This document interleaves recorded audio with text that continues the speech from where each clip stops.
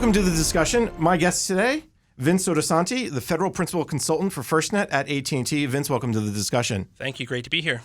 Chris Algier, the Director of Federal and National Programs, First Responder Network Authority. Chris, welcome to the discussion. Hey, thanks, Jason. Looking forward to the talk.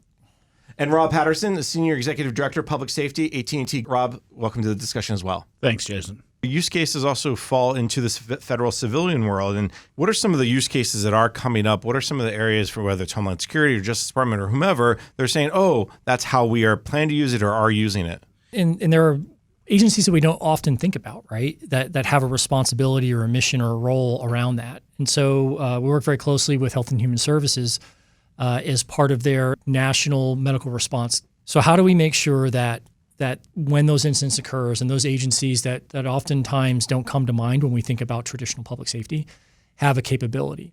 So we want to be able to push that out where the regional managers that are overseeing this national disaster medical system have that capability in their pocket, on their hip, in their vehicle, where they're able to maintain connectivity when issues occur and to be able to reach back and have a secure way of transferring sensitive information. So health data, very, very important. How do we ensure the security and the integrity of that information when it's transiting a network?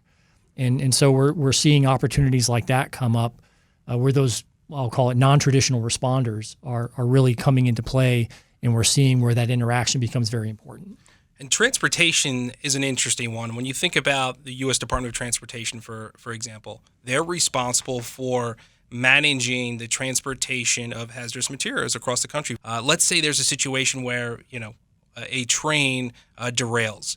Well, public safety that's responding to that derailment needs to know what that material is, right? So it's very critical that information can pass. And that's, again, another use case where FirstNet's really changing, ensuring that information does truly pass, gets to the frontline first responders in a very critical, efficient manner. I want to go back to the healthcare because we saw this recently with the measles outbreak over the last 6 months or so. I could imagine a time where the CDC, for instance, sees some sort of outbreak, whether it's measles or E. coli or something else, and can go back to law enforcement and say, we're seeing this in this city at this time. What do we need to know? And is this a terrorist attack, right? I mean, there's always that concern that somebody is doing something. It's not just a happenstance, but did something on purpose.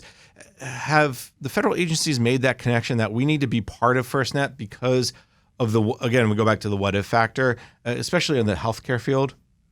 Absolutely. And you mentioned CDC. It's actually an agency that has seen the value of FirstNet for that exact same example. So, in those situations where we're seeing an outbreak and CDC needs to send a response team, they do that, right? They have the ability now, because they're in that extended primary role, they still have the ability to effectively communicate with a primary role. And then when you think about the bigger picture, all of that information that CDC is essentially gathering, that's all stored in a database. How does, whether it's an extended primary customer or a primary first responder, how do they get secure access to that database? Again, that's all things FirstNet really has the foundation and is really driving for that broader community. So CDC is a great one. The workshops have really uncovered, I will say, a lot of interesting integration opportunities within public safety.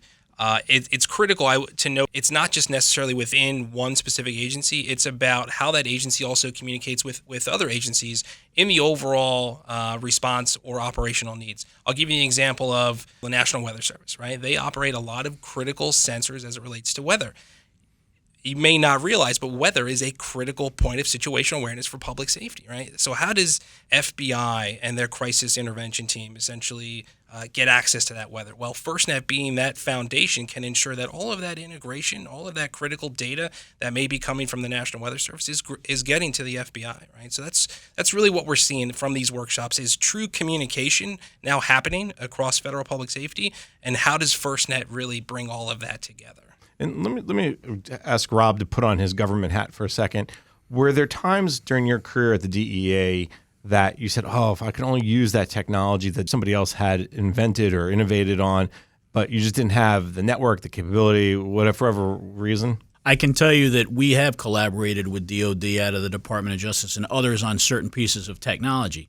But there's two issues that come along with that. One is the cost. And look, technology has changed so amazingly at such a level over the last decade that, we would build networks or we would design tools that, frankly, by the time we got them where we wanted them to the maturity level, they'd be obsolete, right? Or something better would have come along. So that was a constant drain of assets, whether it's the Department of Justice and Homeland Security.